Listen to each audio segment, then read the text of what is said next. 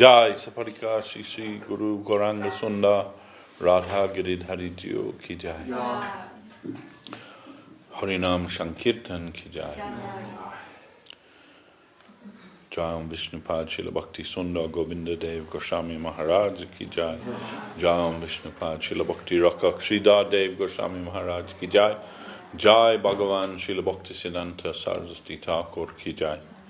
Rupanuga Bhagya Ki Jai. Jai Samadvaita Vaishnava Mandali Ki Jai. Shri Harinam Sankirtan Ki Jai. Nitai Gaura Premanandi Hari Hari Gaura. Sriman Prabhu Ki Jai.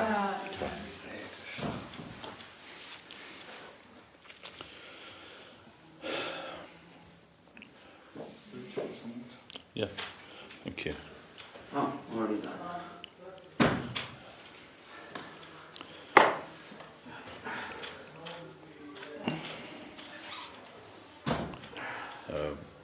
As I haven't seen you for a while, Happy New Year to everybody.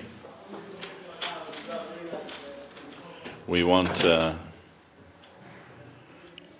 the idea, make some resolution for the new year, or cast out the bad things and embrace the new things, the new path. And it is good. Srila Gurudev used to say that that in Islam they do this thing called a saltamani, which is like an introspective assessment of how much we've made progress in our lives. So maybe it's in a more mundane way, but Gurudev liked the idea that we should ourselves assess a saltamani. We should assess where we are and where it is we like to go to. So, with that, before you can move forward, you have to be able to establish the platform from where you are. So that requires some introspection and honest assessment. Because if we try to move from a false platform, we will necessarily fail from that. First of all, you have to have a solid footing where you are now, and from there you can go forward. No, not necessary just like at the beginning of the year to do that, but always. We should always be doing that regularly. And if we don't have to be perfect. We don't even need to try to be perfect. Just need to try to be a little better today than I was yesterday. Say, in as much as our attempt for Krishna consciousness. So if we make a vow that today I'll try to give 1% more of myself for Krishna and Krishna's service than I did yesterday, then in a year we should be 365% better devotee than we were a year ago, if that's possible. But so Saraswati, she likes to, when she's kind of advertising the talk, she likes to have a title for it. So she took one from a previous talk that I did, which was called The Eternal Search for Truth and Beauty. And why not? Because that's a continuing, reoccurring theme in the presentation of Krishna consciousness by Srila Sridhar Maharaj. Srila Sridhar Maharaj had different themes that he would refer back to often, and one of those was this truth and beauty. There's a famous Russian author, Dostoevsky, in his novel, it's called The Idiot. In there, enigmatically, he says, beauty will save the world. And many people have debated what he meant by that, and they've taken that very seriously, that idea that beauty will save the world. And that's kind of in consonance with what we believe. So, everyone knows Srila Sridhar Maharaj, he coined this phrase, the search for Sri Krishna, reality, the beautiful. And the English poet John Keats, he said, truth is beauty, beauty is truth. So that he saw them as being not just connected, but interchangeable one with the other. So that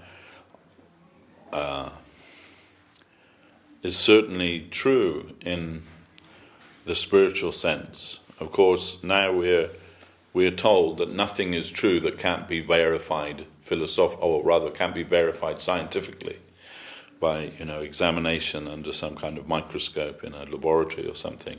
If it can't be verified scientifically, then it can't be true. But even that statement can't be true. So it's that emblem of a serpent swallowing its own tail. That statement is something like that, something that a self-defeating statement.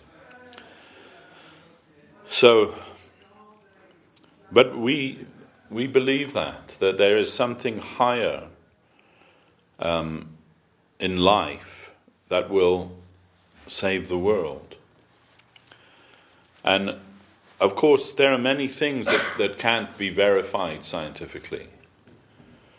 There's, joy is one thing you can't verify scientifically. Love you can't verify scientifically. Beauty even can't be verified scientifically. There are many things. Of course, they like to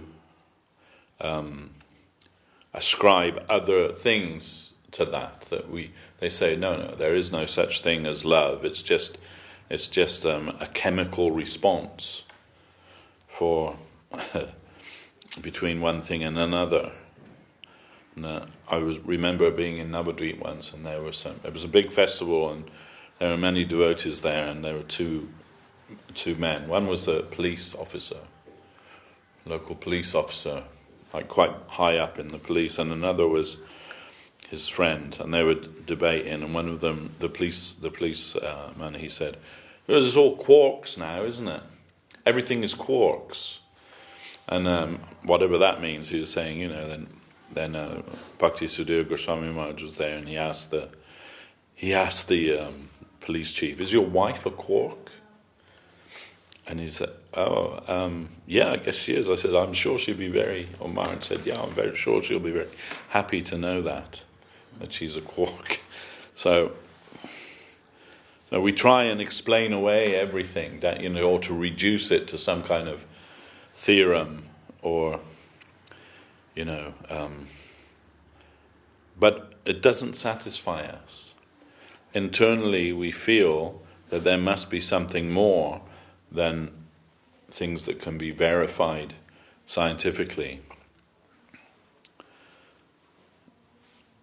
And that's why everybody is searching after some kind of fulfillment, some kind of high. Even the most avowed atheists, they're searching for something more than that. I read an interview with that Richard Dawkins, who wrote that book, what was it called? The God Delusion. Yeah.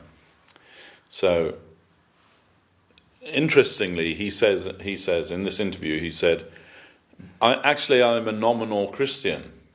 And he said, I don't believe in God or anything, but I do like to go to the church and to the carol service and, like all of those things that go along with that. I like that. It's part of like how I identify myself culturally.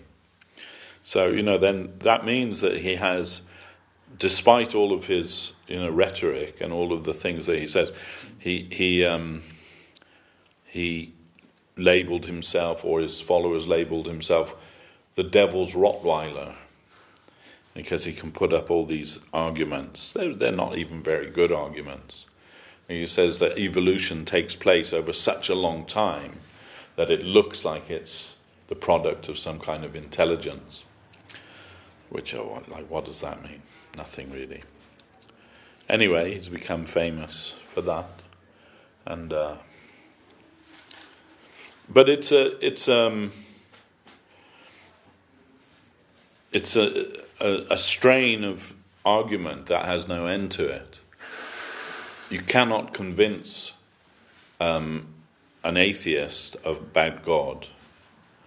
But even, Martin Amis, a very famous atheist, outspoken atheist, he said, as we understand, there's infinite possibility in the universe. So one of those possibilities must be that God exists. So even he said that. So, then we can reduce everything to, mathematical theorem, or, some kind of scientific explanation, but it doesn't satisfy us. we still feel that there's something lacking within us, and so we search for that, the fulfillment of that.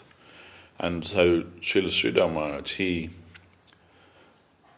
very emphatically took that idea of truth and beauty to another level and related that with the philosophy of Krishna consciousness. The search for Sri Krishna reality, the beautiful. One day when we came to sit with him, he was very excited. He'd obviously been thinking about some of these things. They were, foremost in his consciousness this day. And he said, reality is dancing. What do you think about that? It was kind of a rhetorical question. We didn't have an answer for it, but it was quite an enchanting idea. Yes, reality is dancing. And he says this is, when he's experiencing his own ecstasy, that ecstasy comes out in the form of song and comes out in the form of movement, which is dance. These are all products of truth and beauty. And although, everybody there may strive or have ambitions for many things in this material world, nobody can say that they don't want love, they don't want beauty.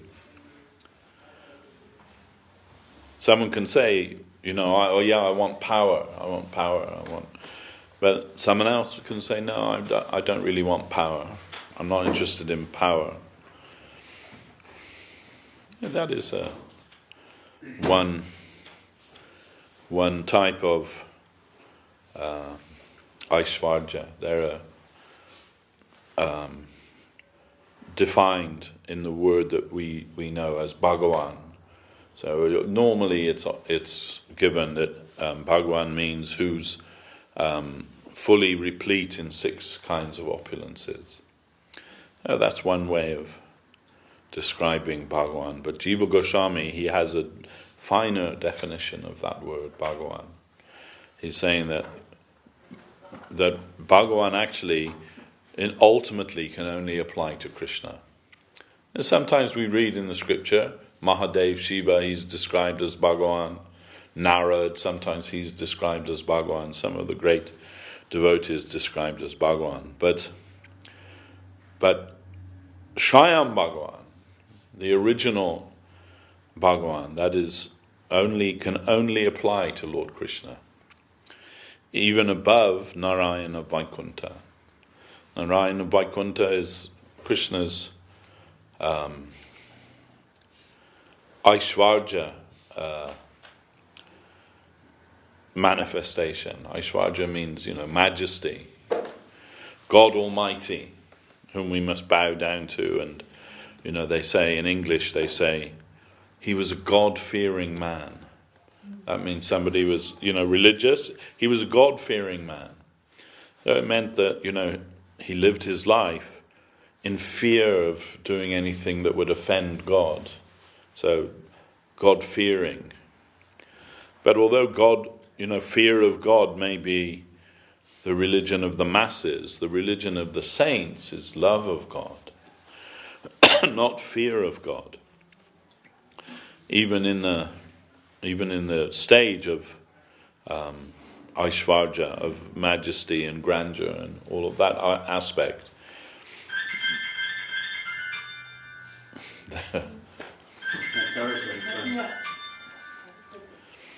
there's some inspiration, different kind of inspiration, but ultimately it's connected with love. Everything in the spiritual world is connected with love, and truth and beauty are synonymous with love. And the highest form of love is only shown in Vrindavan. That is, you can say Krishna in his family life. Just recently it was the disappearance observance of Srila Bhaktisiddhanta Saraswati Thakur. And we were discussing how one of his disciples asked him, which is better, sannyas or householder life? And although he was a lifelong brahmachari and a sannyasi, he said family life is better. Excuse me. Because we want to be members of Krishna's family. Now this is natural. Srila Guru Maharaj was moved when, the disciples of Srila Prabhupada came to meet with him, and he was having some discussion, and there was one, you can say, older lady there in the group, and Guru Maharaj was asking, what is it that attracted you to Krishna consciousness, asking the devotees, and her reply, which he quoted often, was that what charmed her about Krishna consciousness was the possibility of becoming a family member of God's family. You could have that kind of intimacy with God as a family member. Of course, Saraswati Thakur said, if I thought that, just producing children would, give us Krishna consciousness, he said, then I'd be prepared to pass semen once every minute if necessary. So he was what's called Naishtaka Brahmachari his whole life. He never had any kind of sexual life at all. It wasn't part of his life. But still, he had that nature that we're aspiring for, family life with Krishna. And that is what we find in Vrindavan. We don't find any sadhu sannyasis living in Vrindavan. I mean to say, in the Vrindavan. There's plenty of sadhu sannyasis roaming around Vrindavan, if you go there. But means in Krishna's Leela, we don't find that. It is a simple family life, jungle life, but it is a life of great beauty and simplicity. Krishna at home, you can say. Krishna, God at home. Like in the family life of the royal family, the king, as is the king now, then he has so many titles and so many official functions that he has to do, and sometimes he's riding in a golden carriage, and sometimes he's wearing his military uniform and doing some function, or sometimes he's the state opening of Parliament, he's coming to do that, all these things, and they address him in so many formal terms, Your Majesty, and all of these things. And no doubt, I'm sure he gets some kind of pleasure from that, being that person and having all of that adoration and all of that pomp and ceremony. He has some, gives him some satisfaction. But we would think that he's most at home, you can say, when all of that's over, when he can kick off his shoes, put on his slippers, and have a cup of tea, and everyone around him dealing with him as his intimate family member. And we can understand that. But so that's non-different to the position of the Lord God. He has all that grandeur, Aishwarya, that four-armed form, and dispensing boons to the good and punishment to the wicked, and there are so many things there. But we find in Brihad Bhagavatamritam of Sanatana Goswami on the journey of Gopakumar, that Gopakumar, he's from the very beginning, he's meditating on the Gopal mantra given to him by his guru in Vrindavan, and that's his meditation. The the form of Gopal. And as he progresses, he comes to Vaikuntha and sees the Lord Narayan. But seeing Narayan, the overwhelming in his consciousness is that figure of Gopal. He sees them to be the same, they're non-different. And he runs to embrace him as his friend, as his shaka. And all the other devotees hold him back. No, you can't do that. That's not allowed to do that. And sometimes even it's said that, when he's in Dwaraka and he sees the Lord there, but the Lord is like a king in Dwaraka, and sometimes too he feels some separation from his Lord of Vrindavan, although he's with the Lord of Dwaraka, who's non-different in one sense. And understanding that, it says that, Dwarkadish Krishna, sometimes he takes out his flute and plays his flute just to give some relief to the heart of Gopakumar, who's never feeling any real satisfaction until he reaches Vrindavan. So this is Krishna in his most intimate form. So I was saying how Jiva Goswami, he's saying that this is actually the meaning of Bhagavan, coming from Bhajaniya, Guna Bishishta, that whoever comes in contact with that person, Bhagavan, that a genuine contact, is not just theoretical or philosophical or something, but a genuine contact with Bhagavan, the only natural response is he must offer himself to him. Doesn't mean that's the condition. It's just naturally, spontaneously, the heart will be drawn to sacrifice itself, to give itself for the service of that person. That's the only response that's possible. So,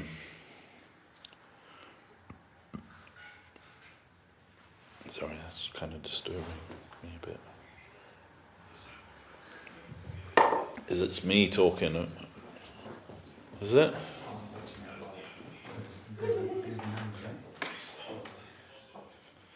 Yes. Yeah. I can watch too. Anyway. So this is the very embodiment of love, the very embodiment of truth and beauty is Krishna.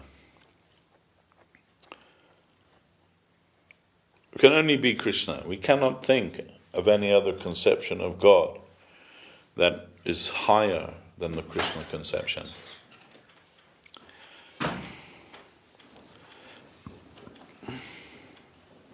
And if somebody thinks that there is, I would like to hear. I'd really, seriously, if I claim to be a seeker after truth, then I would like to hear something more than that, if there is. But I think there is not. Because what Chaitanya Mahaprabhu has come to give is that highest revelation of Godhead. Anarpita chirim chirat kurunevatina kalo samarpayitamanuto jvalarasam sabhakti shriyam. That Krishnadas Kaviraj says, you have come to give that thing which is never given in the world before. That's the Krishna conception of Godhead, full Krishna conception. It is significant for us to understand that Lord Krishna only appears as Swayam Bhagavan once in a day of Lord Brahma. That's a long time. Do you know Gadada Pandit, bro? I think it's 4.32 billion years. There you go. So, it doesn't come around too often from our point of view. And that was the was the Dwapara Yuga, just now gone, when Krishna appeared as Swayam Bhagavan Krishna. So Jiva Goswami says Swayam Bhagavan means Krishna, but Krishna of Vrindavan. So Krishna appears every Dwapara Yuga, or in every cycle of the ages. And he appears to teach Bhagavad Gita and all of those things, but to show his full Leela of Vrindavan, that's only once in the day of Lord Brahma. And even then, that's within a closed group. It's not like given out to the world. We don't find any mention of Krishna's Vrindavan Leela in Mahabharata. You won't find it there. Maybe a few places, hidden places, it's alluded to. Srila Guru Maharaj said the only place where it's referred to explicitly is in the Vastraharana of Draupadi, when the Kurus tried to disrobe Draupadi.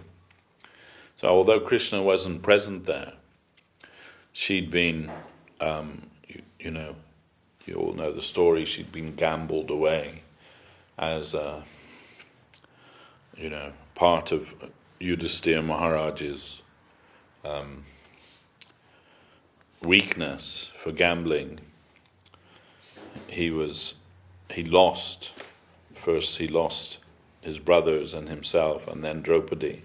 And so, just to humiliate him further, then Duryodhana told his brother Dushashan, bring our new slave girl, I want to see her. So that time Draupadi was in her quarters in the palace, but it was the time of her menstrual cycle. So in ancient times, the ladies, they generally stayed in one place. They didn't wear any fancy clothes or jewelry or anything, and they didn't tie their hair during that time. And this was that time, and they often wouldn't come out in public. So this was that time, and Dushashan went there and dragged Draupadi to the assembly by her hair. And many things happen, Duryodhana, he showed his thigh to her. This is your master's thigh. What do you think of that? Very nice. And this way, trying to get a rise from Yudhisthira and the Pandavas, and many things like that. Then he told Dushasana, so let's see our slave girl naked. I want to see her naked. And Dushasana, he's a Maharati. Although, Draupadi, she was a Panchali princess, a Kshatriya princess. She was what do they say? Wilting lily or something, She was very a fearsome personality in her own right. But a Maharati means that person has the strength of 1,000 elephants. You're not going to be able to fight with somebody with that kind of strength. And she understood that. So when Duryodhana said, let's just remove her cloth, we want to see her, then she's holding her cloth for her dignity. But then she realized, this is hopeless, and there's nothing I can do here, and I'm not going to get any help from the grandsires of the dynasty. They're just sitting there looking on. Bhishma and I would say Dhritarashtra, he wasn't looking on because he was blind. But you understand that those who she would or in normal circumstances could take shelter of. They weren't giving any shelter to her. So then she knew, my only hope is to call to Krishna. And so she began calling to Krishna. And then she realized there's not even, like she's with one hand she's calling Krishna and the other holding her cloth.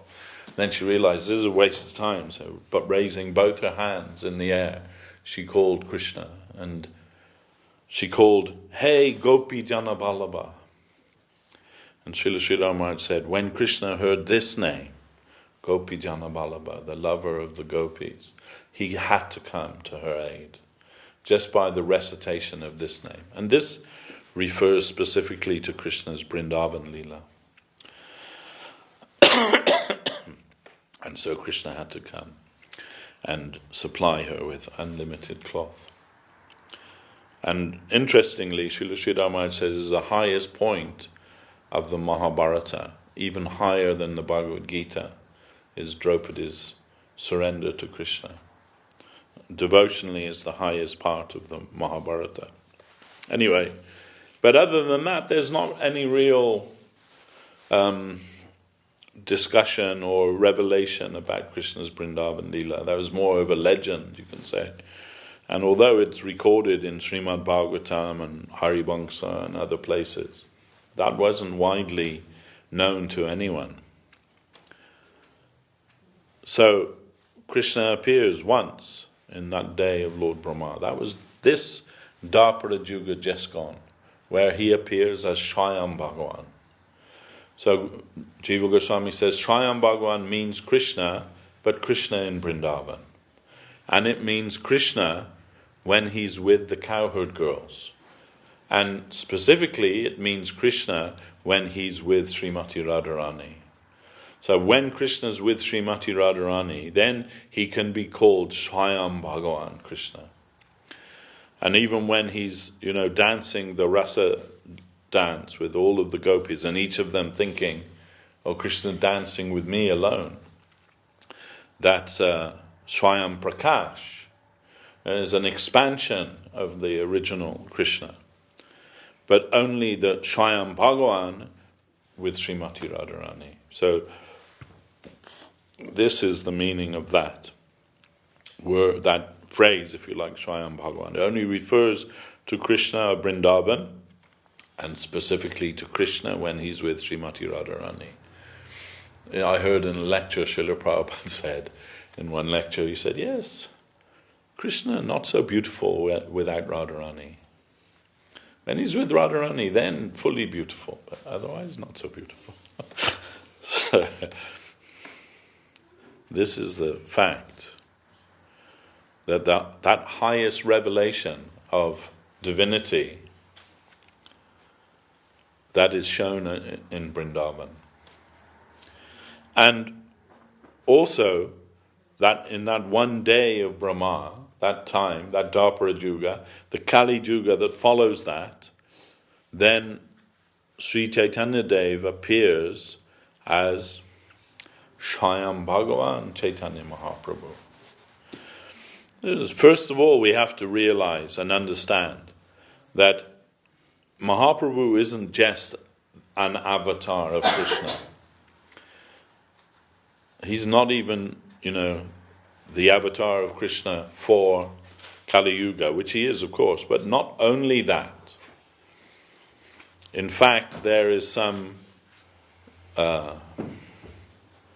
understanding that even more than Swayam Bhagavan being Krishna with Radha, Swayam Bhagavan means Mahaprabhu Chaitanya Dev as the combined form of Radha and Krishna. So, it is suggested and confirmed that actually Chaitanya Mahaprabhu, he is the origin of Radha and Krishna. This is a kind of a fallacy in our thinking, is that because Krishna came first and Mahaprabhu came after, that Radha and Krishna, they're the original and Mahaprabhu is the combined form that comes later. But that's our mistaken idea, because we can only think in a linear way, that something has a beginning, a middle, and an end, and that things move in a linear way. But Krishnadas Kaviraj says that the spiritual truth moves in a circular way, not in a linear way. So there's no. It's like saying which comes first, winter or summer.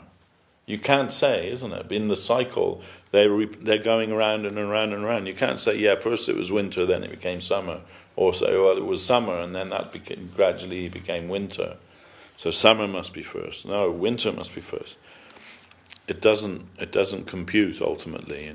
It's a circular thing, and that also is only to give us some kind of reference point, some understanding. Or you can say, not understanding just, but some way of trying to make sense of that, to understand that. Because all of the spiritual reality is outside of time and space. We are within time and space, and therefore everything we think or everything that we do is governed by that. But Krishna's Leela is outside of time and space. There is no time and space as we understand it.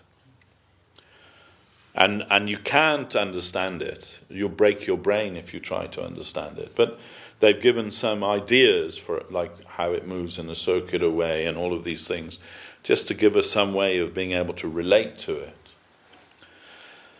But Srila Sridhar Maharaj, when he was asked this question, who came first, Mahaprabhu or Radha and Krishna? And his reply was, what comes first, the gift or the giver of the gift? Always the giver of the gift must be first. So what Mahaprabhu came to give, Krishna Prema, or more specifically, that Ujjala Rasa, Radha Krishna Prema, he is the giver of the gift. He came to give that to the world. And so he's foremost, most prominent. And we find that in many places that's hinted at. But Srila Sridhar Maharaj said we can understand that in that simple way. Who came first, the gift or the giver of the gift? And if we say the gift is Krishna Prema, then Mahaprabhu is the giver of that gift. He has come to give that, and to give what has never been given before. So when someone asked Srila Sridhar Maharaj, so what does it mean where it says that in the Kali Yuga there will be like a golden age will appear, a Satya Yuga, mini Satya Yuga will appear within this Kali Yuga? And Guru Maharaj says, what do you think it means? Do you think that in Satya Yuga everyone was Krishna conscious? And that devotee said, well, yeah, I did think that, yeah. And Guru Maharaj said, no, it was not so. Although people lived, in Satya Yuga people lived for thousands of years, and they spent all of their time in the pursuit of spiritual perfection. It wasn't bhakti. It was meditation on abstract Brahman in general. So that wasn't everyone was in Krishna consciousness in the Satya Yuga. Everyone was in some kind of spiritual consciousness. There was not even marriage in Satya Yuga. Marriage was introduced in Treta Yuga, because before Treta Yuga there was no such thing as seduction. And so, there were specific people, that the progenitors, Prajapatis, that continued. But there was no family life, no married life, no, as we know of it today. So, but it wasn't that everyone in Satya Yuga, yes, they're meditating 3,000 years, but they're not meditating on Radha and Krishna, they're meditating on the abstract Brahman. And in generally, there may be one or two who knew something, we don't know. So then Guru Maharaj said, and further to answer that question, the rainy day is not the bad day. But the bad day is the day when we can't hear something about Krishna. That's the bad day. So this is paraphrasing a Bengali saying. So in other words, that we don't judge an age or by its external factors. In Satya Yuga, everything was, everyone was long lived and had much facility for practicing spiritual life. And in Kali Yuga, everything's rotten, everyone's a hypocrite, everything is, misery and short-lived and argumentative and warring and all of these things. We don't judge it by that. We judge it by the degree of spiritual revelation. And what Mahaprabhu Chaitanya Dev has come to give, that degree of spiritual revelation was never before given in the world. So, from that point of view, this Kali Yuga is considered to be, since the appearance of Mahaprabhu, the Asatya Yuga within this Kali Yuga. It is not that that we'll all be dancing down the road and flying in flowered airplanes and all that, whatever your idea might be of what Satya Yuga was like. I remember in a class once at Chaitanya College, one sannyasi was giving a class, and some devotee asked him, "So what'll happen when the golden age appears in Kali Yuga? What'll happen to all the pubs?" That was the question. And that sannyasi said, "They'll become nectar bars." So, okay. But it isn't like that. So Guru Maharaj said that because of the appearance of Chaitanya Dev, Mahaprabhu, and he's come to rescue the fallen souls, then the gods in heaven are praying to take their birth here in this Kali Yuga so that they can take advantage of the mission of Sri Chaitanya Mahaprabhu. And Guru Maharaj said also that only from our perspective is the Kali Yuga or this material world considered to be something negative. So we're often told, that the material world means the Durga, the prison house, the place where all the rebellious souls are put, and we're forced to suffer under the governance of Durga Devi, and we're all basically in a prison cell of our own making. The best kind of prison is where the inmates all think that they have full liberty to do whatever they want. They don't even realize they're in prison. They think that they have everything, their complete freedom.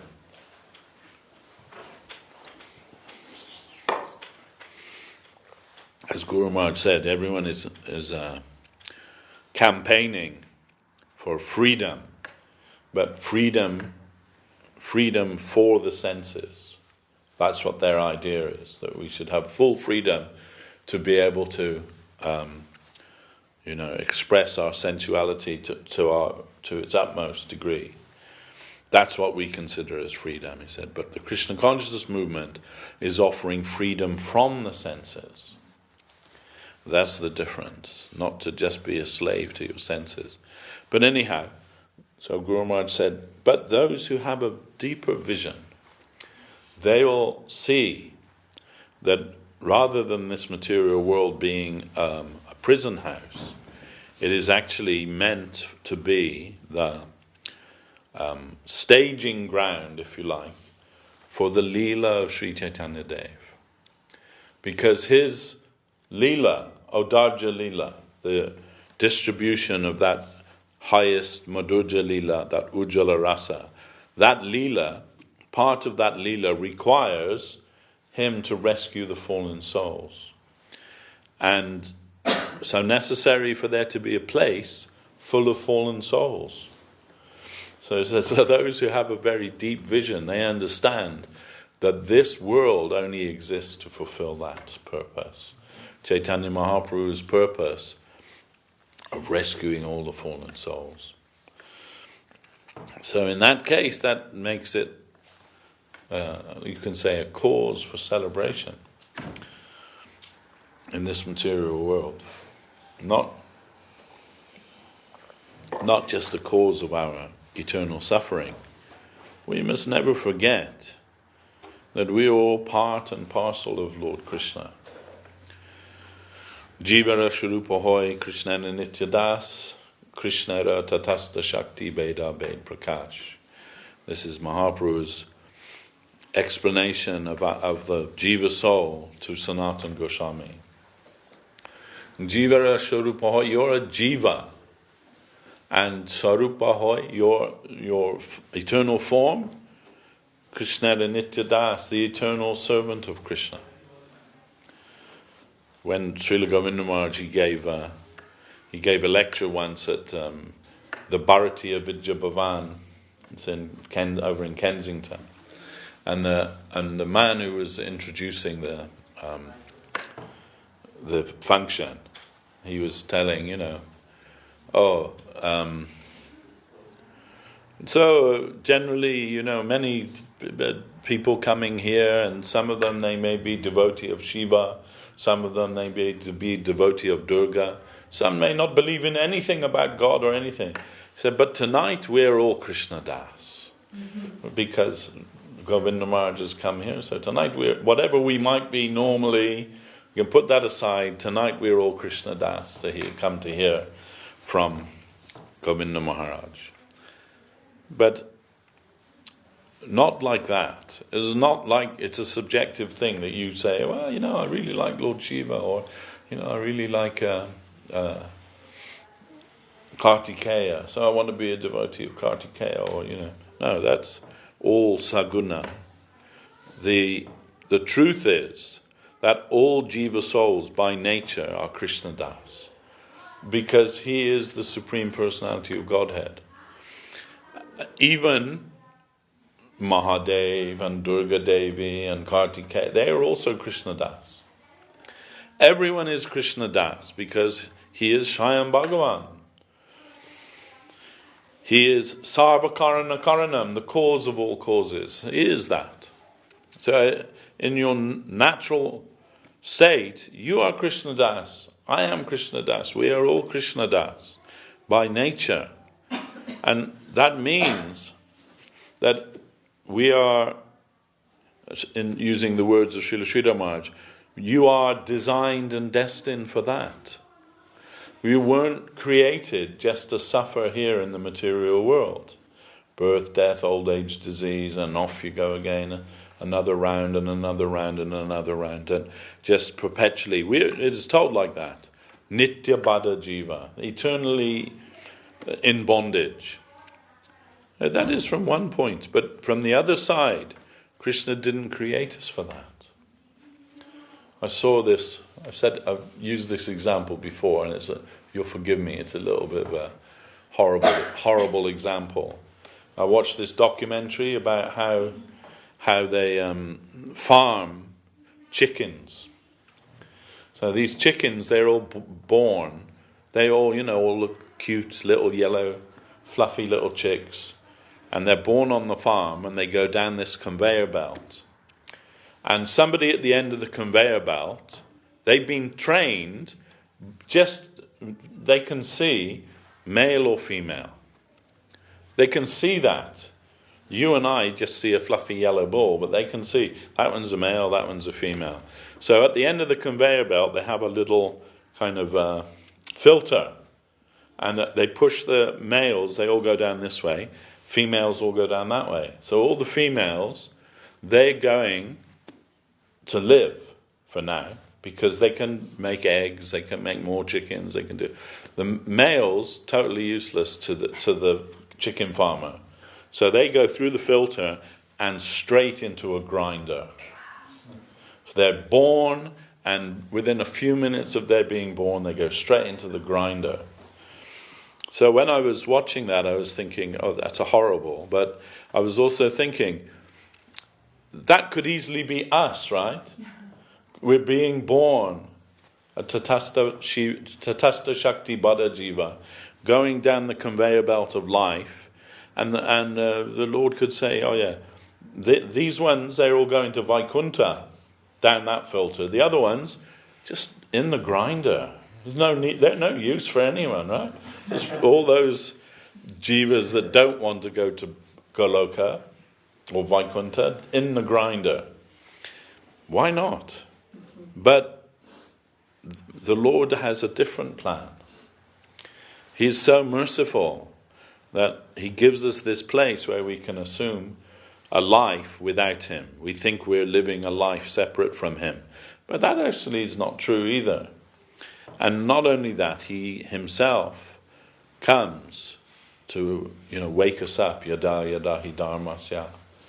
Age upon age I come to awaken the spiritually inclined, to defeat the demons, the asura, and re-establish spiritual life. So it's not all jivas come to this material world. In fact, the majority of jivas, they go straight to Vaikuntha. But some of us, we end up here. The rebels, the prisoners.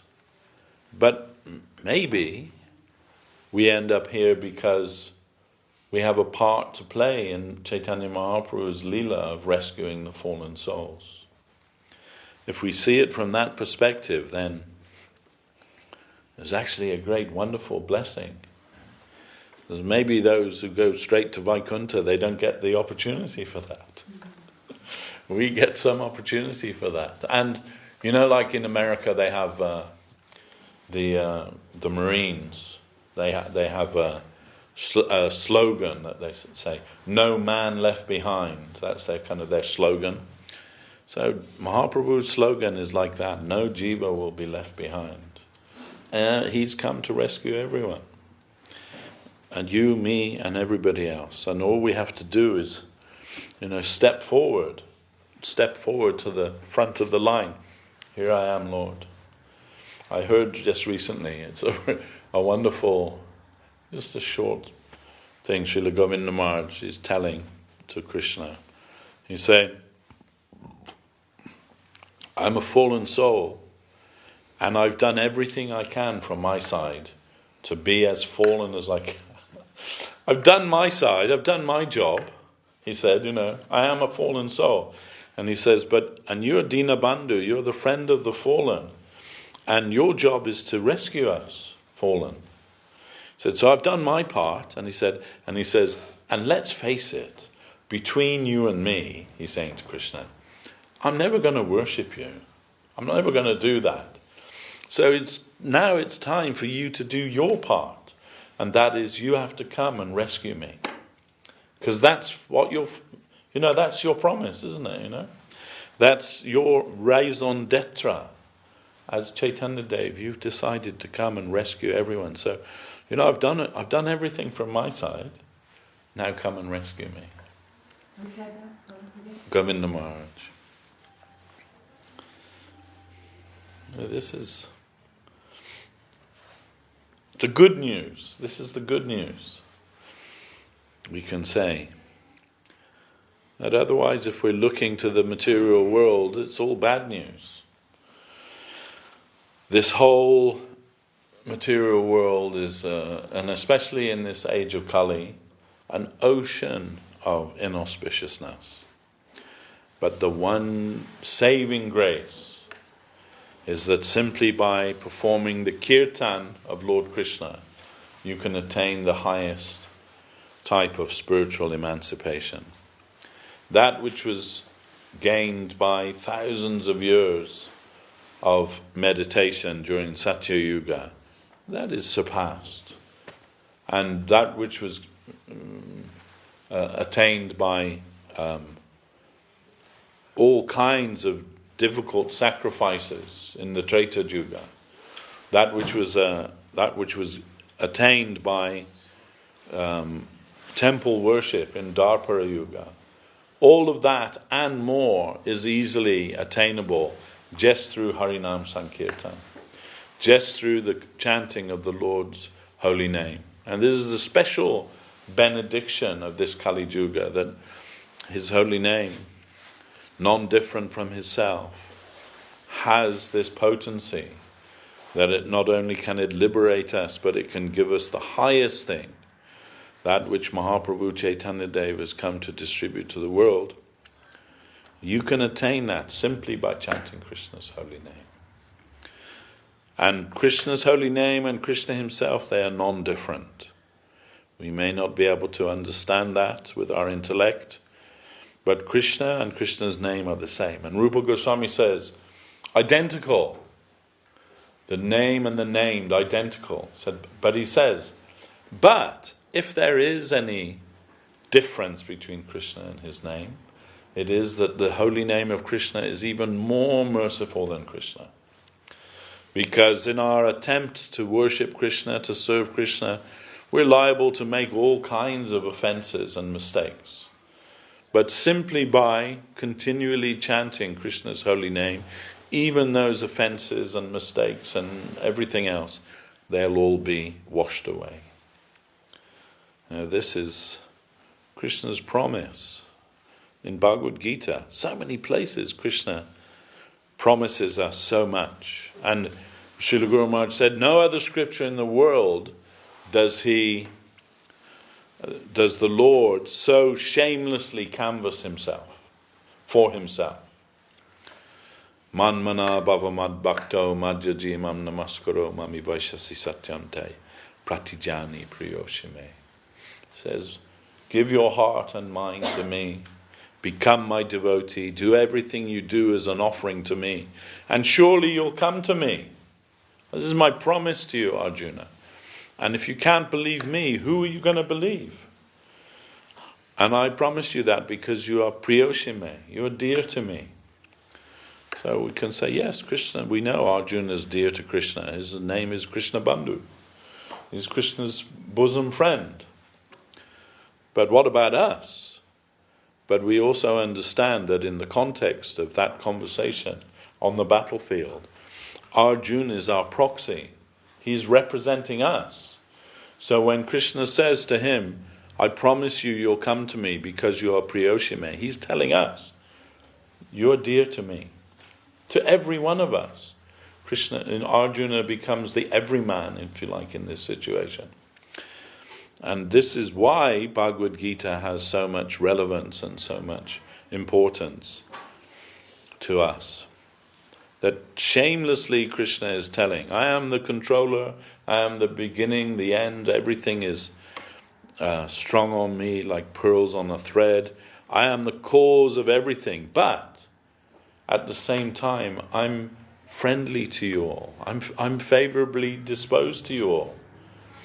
I'm your best friend. Then you can believe it, Arjuna. And if you just surrender to me, you'll come to me. And in that verse, which Guru Maharaj calls the clarion verse of Bhagavad Gita, Sarva Dharmam Parityajya, in there, Krishna uses this phrase, Mamekam Sharanam Braja. Who surrenders to me, they come to me in Braja. Braja means Vrindavan. This is a kind of a secret part of that verse. Braja means Vrindavan. It cannot mean anything but Vrindavan. So then when Guru Maharaj was describing this Vrindavan Leela of Krishna, then finally when he finished, it was so everyone was just like breathless. And Guru Maharaj said, so any question? And one lady at the back, she put up her hand and he said, yes, your question. And she said, Maharaj, yes. Can we all go there? Guru Maharaj said, yes. We can all go there. Now, this is the wonderful thing. It's not that there's only a finite space up there. There's an infinite amount. So in this material world, when something becomes is measured by the rarity, the preciousness of a thing is measured by its rarity, and as the availability of something becomes less, the preciousness of it becomes more. So, but the exception to that is Krishna's Leela in Vrindavan. There, you find the highest quality of devotion and also the highest quantity of devotees. So, yes, we can all go there.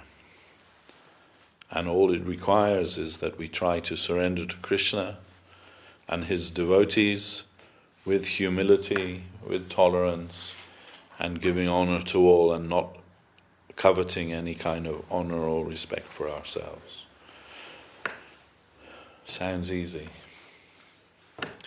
We pray by Mahaprabhu's grace it will be so. So I think we can end here unless someone has a quite pressing question. So I've gone a little bit over time anyway. So we can finish here and we can do Arati and Sankirtan too. The Lord of Sankirtan, Mahaprabhu Chaitanya Dev. He is the proprietor of this temple. Jai.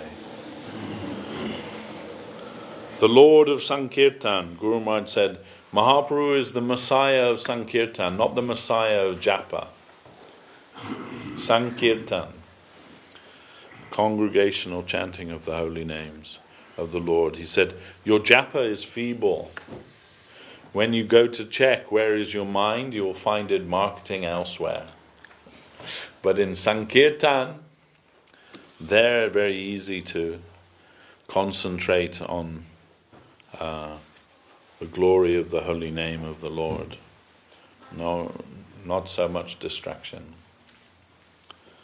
Hare Krishna.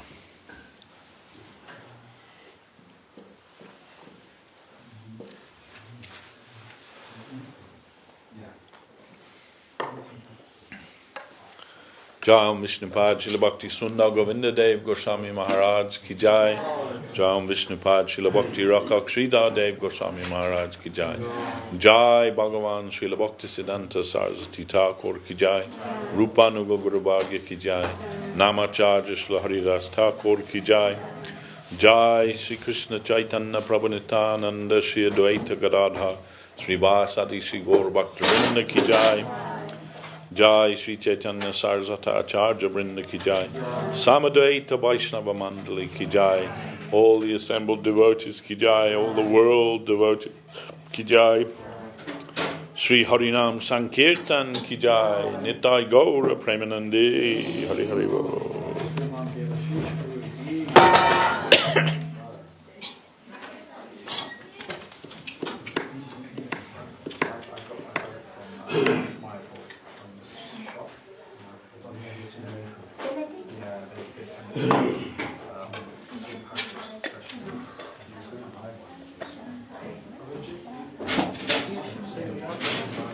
No, one of you can sing.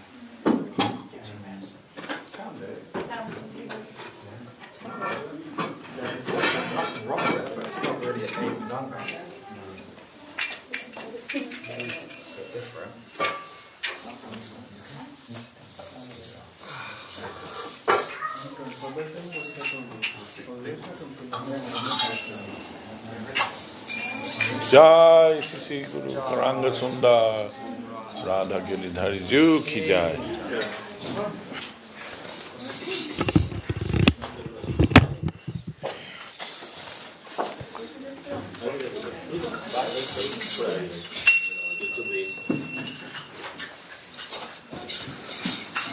Shri Krishna Chaitanya Prabhu Nityananda